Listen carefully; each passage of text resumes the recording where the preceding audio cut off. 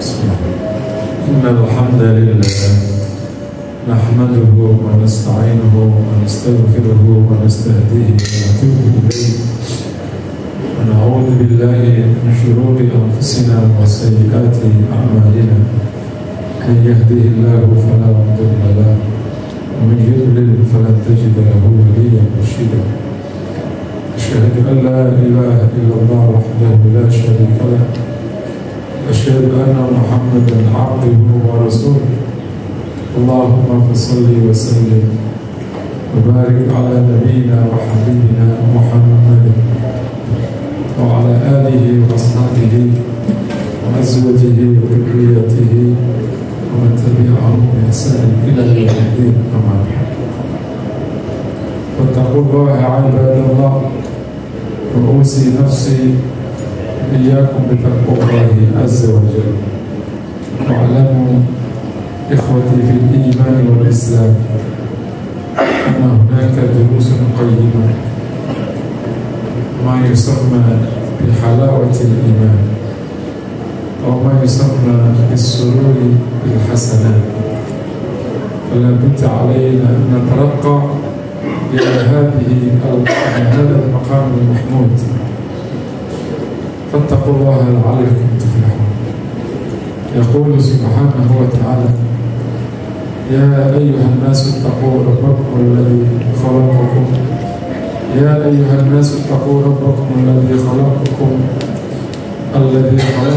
من نفس واحدة وخلق منها زوجها وبث منهما رجالا كثيرا ونساء واتقوا الله الذي تساءلون به والأرحام إن الله كان عليكم رقيبا. وقال سبحانه وتعالى يا أيها الذين آمنوا اتقوا الله وقولوا قولا سديدا يصلح لكم أعمالكم ويغفر لكم ذنوبكم ومن يطع الله ورسوله فقد فاز فوزا عظيما. Amma ba'd, sidang Jumat yang dirahmati Allah, kita bersyukur kepada Allah.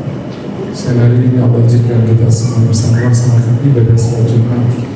Semoga diterima Allah Subhanahu wa taala. Setiap hari Jumat kita duduk sejenak. Salah satu pesan pentingnya agar kita menasihati diri kita masing-masing untuk menjadi hamba Allah yang bertakwa, hamba Allah yang taat kepada penciptanya, yang mengikuti sunnah Nabi-Nya, tidak menjauhi roh, tidak menjauhi Tuhannya, apalagi menentangnya, apalagi mengingkarinya. Semoga kita semua menjadi hamba Allah yang bertakwa. Amin ya rabbal alamin. Kami akan menyampaikan tema tentang menikmati kehidupan beragama dan beribadah. Di lapangan orang menjalankan agama atau secara umum ibadah, termasuk di bulan Ramadan, ada 3 kondisi batin yang menyertainya. Yang pertama, orang yang beribadah, yang taat beragama dengan rasa terpaksa. Bagi anak kecil yang sedang ingin tidur tapi dibangunkan untuk sekolah, bersungut-sungut tapi terpaksa dia sekolah. Yang kedua, orang yang beribadah termasuk di bulan Ramadan ini, ia menjalankannya tanpa rasa.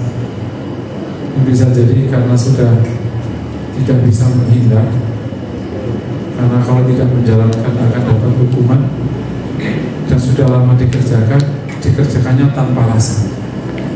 Beribadah sama tidak beribadah sama aja.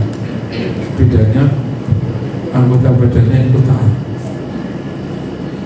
Ini ibarat juga orang yang menikah tanpa cinta, yang menjalankannya tanpa rasa sama sekali. Cerai tidak berani, meneruskan tanpa rasa. Yang ketiga, orang yang beribadah, yang beragama dengan penuh cinta dan kenikmatan. Ini bagi anak kuliah yang memang passionnya kuliah, dia menikmati kehidupan kuliah, berangkat dengan sukacita, di kelas dengan sukacita, di perpustakaan dengan sukacita, meneliti dengan sukacita, buka buku sukacita. Demikianlah gambaran orang beribadah. Nah, kondisinya kalau suasana batin saat kita menjalankan ibadah termasuk di bulan Ramadan ini dengan terpaksa, maka dapat ditebak pasti tidak lama dan pasti akan keberatan. Nah, itu barangkali yang kita curigai. Jangan-jangan selama ini kita beribadah itu memang terpaksa, buktinya nggak bisa lama. 1-2 hari, hari ketiga sudah cabut. 1-2 ayat kelima cabut, nggak kuat kita beribadah. Atau kita curiga, jangan-jangan kita beribadah ini tanpa rasa. Seorang suami menikah tanpa cinta, istri menikah tanpa cinta. Meskipun dia bertahannya karena terpaksa, karena takut sama orang tuanya misalnya, maka dapat dibayangkan, meskipun bisa jadi tidak berhenti, tapi dia tidak akan maksimal. Nyari nafkahnya ya sebisanya, istri ngurus suaminya ya seenaknya, namanya tanpa cinta. Demikianlah bisa jadi kita curigai, kenapa ibadah kita kok minimal, kenapa tidak maksimal, sekenanya. Prakteknya ngaji ya kalau seluruh agenda itu kosong baru kita ngaji. Kalau ada agenda sedikit aja ada, maka ngaji jadi korban.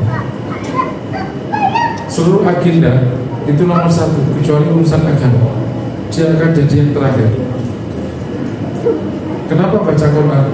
Karena nggak ada agenda lain daripada bengong baca Quran. Kenapa datang ke masjid? Karena nggak ada agenda lain. Karena kesana banget punya duit,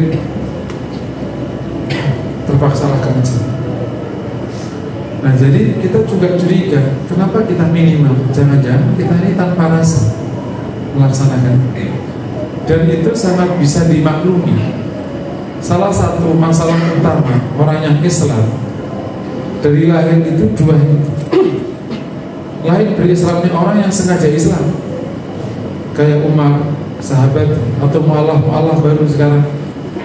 Waktu dia masuk Islam dengan niat dan tahu konsekuensinya, memilih.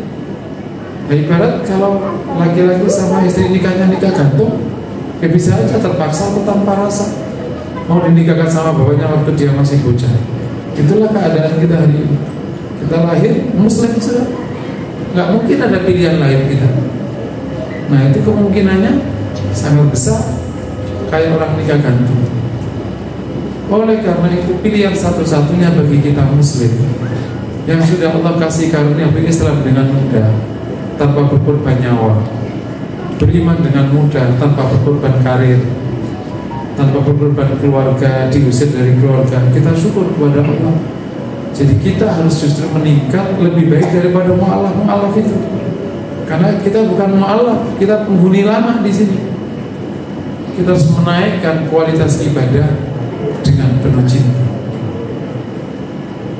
Kalau kita bisa beribadah dengan penuh cinta, rasa suka, rasa senang, maka ada beberapa kebaikan yang muncul dari sini. Apalagi ini Ramadan.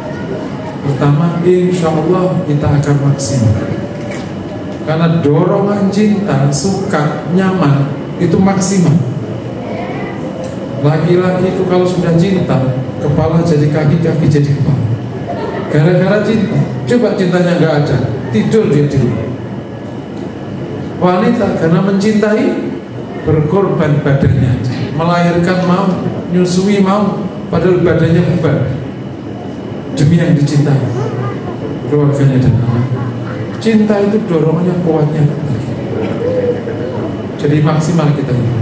Yang kedua, kita menjalaninya juga karena cinta, kita jadi senang dan nyaman.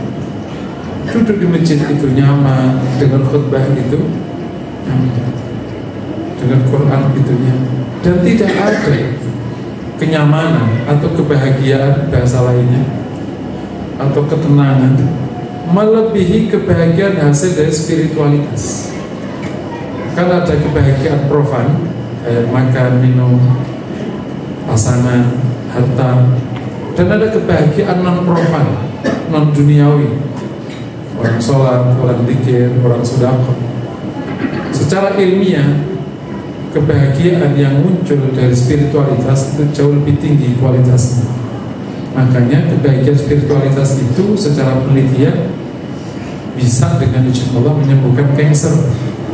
Karena hormon endorfin yang dihasilkan dari kebahagiaan spiritual itu berlimpah-limpah melebihi hormon endorfin yang lahir dari makan enak.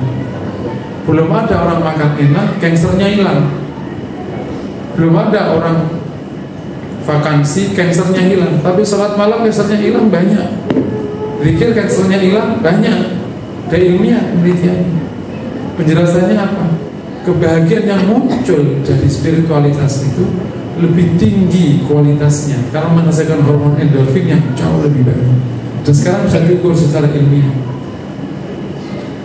Makanya kita bisa dapati kenapa dulu para nabi dengan segala bentuk tekanan kok mereka bisa bahagia, karena dia punya sumber kebahagiaan spiritual yang melampaui batas masalahnya. Karena para ulama bisa bahagia padahal dakwah siang dan malam kayak nggak kenal capek, karena hormon endorfinnya melampaui batas masalahnya dan batas lelahnya. Dan sayang kalau kita nggak mendapatkan. Di tilawah Quran itu bahagianya melebihi kau makan enak di mana. Dalam sujudmu itu kau lebih bahagia daripada vakansi ke negara manapun. Jadi makanya mukmin itu gak ribet hidupnya. Punya uang bisa menikmati karunia Allah, gak punya uang dia bisa bahagia dengan cara yang sangat simpel.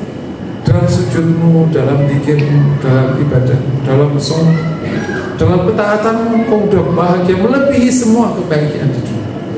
Sayang kalau kita akhirnya beragama dan nggak sampai ke level itu. Itu dampak kedua. Dampak ketiga yang kita inginkan, kalau kita beribadah, beragama, terutama Ramadan ini kok penuh cinta, penuh rasa suka, insya Allah istiqomah bisa sampai akhir masa. Karena suka, ya amal langgeng. Kenapa kok berhenti? Nggak suka? Kenapa cepat berhenti? Iya, apa nggak demen? Nah, insya Allah kalau kita bahagia suka, kita bisa istiqomah. Dan istiqomah dalam kebaikan, dalam ibadah, dalam beragama inilah yang menjadi harapan kita dapat husnul khotimah. Yang kita khawatirkan itu kalau kita ibadahnya terpaksa atau tanpa rasa, kita nggak istiqomah. Justru pas Allah akhir hidup kita pas nggak baik, jadinya suhul khotimah. Jadi kalau kita ingin husnul khotimah, salah satunya ibadahlah dengan suka hati, taatlah dengan suka hati. Karena insya Allah langgenglah kalau kita suka. Orang yang nikah dengan cinta, ya langgeng insya Allah. Tapi kalau benci, ya nggak lama dia kabur. Nah, di dalam konsep sukacita atau istilahnya banyak, ada mahabbah, ada ridha. Dalam ibadah ini ada dua kategori atau bisa kita sebut sebagai dua level.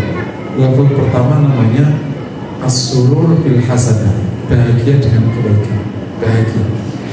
Itu di hadis Marwah Tirmidzi, semoga tidak salah hafal. Man sarratu hasanatuhu wa sa'atu sayyi'atuhu fahuwa mu'min.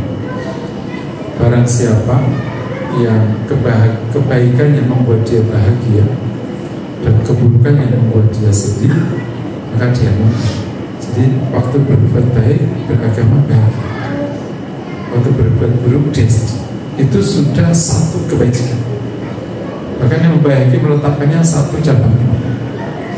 Yang kedua, kategori kedua, atau mungkin kita bisa disebut dengan level yang lebih baik, namanya halawatul iman, kenikmatan iman, manisnya iman.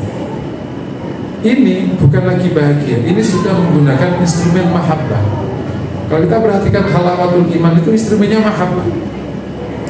La yajidu falahum man kulla fihi wajada bihinna halawatul iman. 3 perkara jika orang mendapatkannya maka dia mendapatkan manisnya. Semua instrumennya mahabbah. Ayyakunallah wa rasuluhu ahabbu ilaihi mimma siwa. Jika Allah Rasulnya lebih ia cintai daripada. Jadi ada cinta kepada Allah, cinta kepada Nabi, maka beribadah itu berarti menghadap yang dicintai. Instrumennya sudah. Bapak-bapak yang dirahmati Allah, siapa sih walinya Allah itu? Wali itu kan makam di bawah Nabi untuk makam ketakwaan. Orang terbaik setelah Nabi apa? Ya wali. Nah, wali itu instrumen utamanya itu mahabbah kepada Allah. Alladzina yuhibbunallaha wa rasulahu wa yuhibbuhullah. Orang yang mencintai Allah dan Rasul Allah mencintai. Itulah wali. Sehingga nanti lahir taufik termasuk karomah dan asbab. Doanya mustajab. Jadi kita masuki instrumen mahabbah dalam ibadah karena kita mencintai Allah dan Rasul. Yang kedua, wa alla yuhibba li akhi la yuhibbuhu illa lillah. Dia tidak mencintai saudaranya ini kecuali karena Allah. Jadi hubungan sama saudaranya mukmin ini dasarnya mahabbah kepada Allah, bukan kepentingan. Kenapa aku baik sama tetangga muslim ini? Karena aku mencintai Allah dan Allah mencintai kalau aku mencintai hambanya yang mukmin ini. Jadi dasarnya mahabbah juga kepada Allah yang nanti terimplementasi dalam kehidupan sosial. Jadi bukan kepentingan. Hari-hari ini kita diajarkan hidup penuh kepentingan. Kenapa kita menerima lamaran orang ini? Karena dia tajir. Kenapa kita menerima cewek ini menjadi mantu kita? Karena dia cantik. Jadi materi, tajir sama cantik, wajah sama duit. Kenapa kita terima? Karena dia takwa kepada Allah. Kalimat itu terlalu absurd bagi orang sekarang. Pak, itu yang lamar diterima. Iya, dia sangat bertakwa kepada Allah. Bahasa itu terlalu absurd bagi otak konkret seperti otak kita ini. Hari ini kan kita sukanya konkret. Konkret itu maknanya bisa dipegang. Materi. Makanya bab ini nggak masuk dalam kehidupan. Jadi kami ulangi lagi. Dan terakhir kan wa ayyakraha ayat ilal kufri ba'da'an anqadahullah wa kama yaqul ayyuta fa'ilan nar ba'da'an anqadahullah. Dia benci kembali kepada kekafiran sebagaimana ia benci dibalikin ke api setelah ia sudah diselamatkan. Jadi ada bab mahabbah sehingga dampaknya benci kepada kufur. Jadi level kedua itu bukan sekedar bahagia tapi manis, kenikmatan. Itulah barangkali yang kita tangkap ungkapannya ulama besar mungkin Rasul ulama wa zuhad wa solihin wa muttaqin Hasan al-Basri radhiyallahu ta'ala anhu rahimahullah. Karena beliau tabi'in kabir yang hidup di rumahnya Ummi Salam. Jadi memang punya kehidupan yang luar biasa. Dia mengatakan tiada hari tiada saat yang lebih aku cintai melebihi saat ketika aku menghadap Tuhan. Jadi saat dia menghadap Allah sholat, itulah saat yang paling dia cinta. Ini gambaran tentang kalau kita di posisi ini dan siapapun kita, mau kita masih muda atau sudah tua, awam atau ulama, semua berkesempatan di posisi ini. Karena tawaran agama untuk semuanya. Kita akan menjalani kehidupan beragama sangat luas, penuh kenikmatan, dan dengan izin Allah bisa istiqomah. Dan itulah PR-nya kita semua yang Allah hadiahi Islam dengan mudah. Karena lahir langsung jadi muslim. PR-nya kita tidak menikmati. Kalau Bapak Ibu jamaah sekalian ingin buat ilustrasi lain yang lebih gampang, anak yang lahir dari keluarga mampu, dia menikmati nggak makanan ini? Enggak. Karena waktu lahir makanannya sudah nasi padang, nasi rendang, spaghetti, nggak ada rasanya bagi anak-anak Bapak Ibu. Karena dari kecil memang makanannya itu. Coba berikan makanan itu kepada yang dari kecil makanannya teri, lauk tanpa nasi, nasi tanpa lauk, dikasih, nah, kita mirip yang dari kecil sudah diistimewa. Makanya kata Umar Khattab radhiyallahu taala sekaligus sudah sindiran kepada kita semua, la yaduqu halawatal iman illa man lam yaduq taqmal kufr mararatal kufr. Tidak akan bisa mencicipi manisnya iman siapa orang yang tidak pernah mencicipi pahitnya kekufuran. Tapi kan kita tidak mungkin kufur. Jadi kita hanya ada satu pilihan, ya harus kalian belajar menikmati dan mencicipi nikmatnya. Kita malu pada para mu'alaf itu. Mu'alaf itu bertaruh nyawa waktu ingin belajar agama, bertaruh karir, ditembak oleh keluarganya, diasingkan, dipisahkan dari keluarganya, terlunta-lunta di jalanan demi agama ini. Dan karena dia pernah merasakan pahitnya jadi kufur, dia rengkuh agama ini masih. Dan hasilnya banyak sekali. Tibalah kita yang lahir dari keluarga mapan yang Islami ini gak menikmati semua kenikmatan yang mereka nikmati.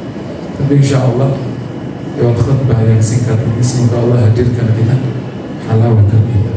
Amin ya rabbal alamin. Demikian khutbah singkat semoga bermanfaat. Ya Allah subhanahu wa ta'ala. A'udzubillahi minasyaitonir rajim. Bismillahirrahmanirrahim. Wal-'asri innal insana lafi khusr illa alladziina aamanu wa 'amilus shalihati wa tawassaw bil haqqi wa tawassaw bis sabr. Barakallahu li wa lakum fil Qur'anil 'azim wa nafa'ani wa iyyakum bihi min al-'ilmil hakim.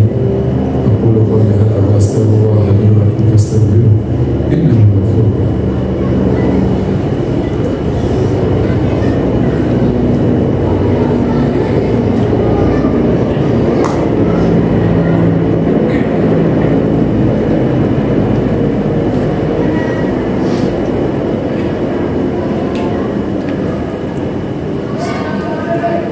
Alhamdulillahi rabbil alamin al-malikul haqqil mubin fatirus samawati wal ardi wa iyyahu na'budu wa iyyahu nasta'in. Asyhadu an la ilaha illallah wa anna Muhammadan abduhu wa rasuluh. Ballagha risalata wa adda al-amana wa nasaha ummatahu wa tarakana ala mahajjatil bayda lailuha kanahariha la yuzighu illa halik. Wassalawatullahi wa salamuhu wa barakatuhu ala hadha an-nabiyil karim imamil anbiya'i wal mursalin nabiyina habibina Muhammad wa ala alihi wa ashabihi wa azwajihi wa dhurriyyatihi wa tabi'ahum bi ihsan ila yaumiddin. Amma ba'd, fattaqullaha ibadallahi wa kunu mukhlisina muttaqina muti'ina lillah. Fattaqullaha wa la tushriku tamratin 'alakum tuflihun. Yaqulu subhanahu wa ta'ala ya ayyuhalladhina amanu taqullaha wa qulu qawlan sadida yuslih lakum a'malakum wa yaghfir lakum dhunubakum. ومن يطع الله ورسوله فقد فاز فوزا عظيما.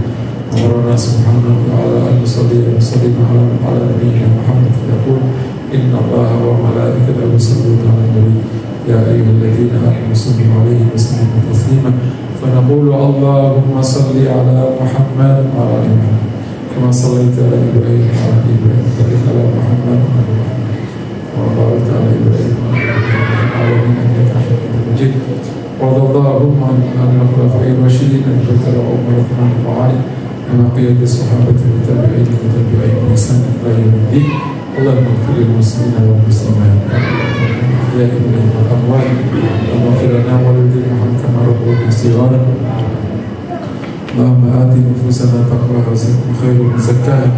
اللهم يا حي يا قيوم لا إله إلا أنت إليك نستغيث نستغيث من شرورنا كله ولا تكلنا إلى أنفسنا طرفة عين. يا فتاح يا منان افتحنا أبواب رحمتك افتحنا أبواب كرمك وجودك يا أرحم الراحمين. افتحنا أبواب رزقك يا أرحم الراحمين. اللهم يا حي يا قيوم يا لطيف يا خبير يا رحمن يا رحيم يا رزاق يا كريم سدد عنا ديوننا سدد عنا تكاليفنا سهل لنا أمورنا واقض حوائجنا ويسر لنا أمورنا. ربنا آتنا في الدنيا حسنة وفي الآخرة حسنة وقنا عذاب النار. وصلى الله وسلم على محمد وعلى آله وصحبه وسلم. الحمد لله رب العالمين. عباد الله إن الله يأمر بالعدل والإحسان وإيتاء ذي القربى وينهى عن الفحشاء والمنكر والبغي يعظكم لعلكم تذكرون ولذكر الله أكبر.